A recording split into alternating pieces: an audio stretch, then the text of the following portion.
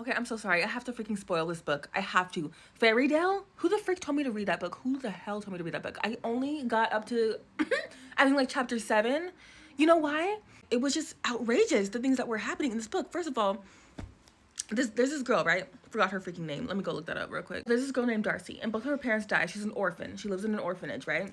She has been receiving like funds from somewhere. She doesn't know where exactly they've been coming from, but she has described her life as being like super, super lucky. You know what I mean? Then she receives this letter and that's like, please come to Fairdale because your father has died and he put you in his will and he's been paying for your stuff this whole motherfucking time.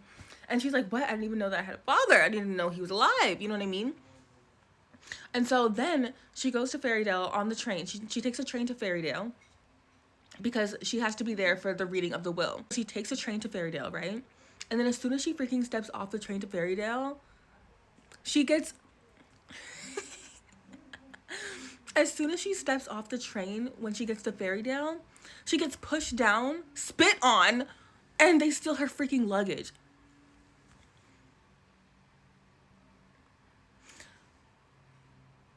Yeah. Anyways, okay, that was one thing that freaking caught me off guard. I was like... Anyways, the next thing that freaking caught me off guard, though, this is when I freaking stopped reading. She finally gets to the reading of the will, and her father's apparent wife, widow, she starts like giving the speech and like talking about like you know, the father, whatever, and then like their daughter, I think her name was Grace or whatever, starts talking as well. So her father and the wife's daughter, Grace, is giving a speech as well on the podium. And then at the end of her speech, she says, yeah, and my father apparently invited someone else here as well. And her name is Darcy because my father had another child with another woman.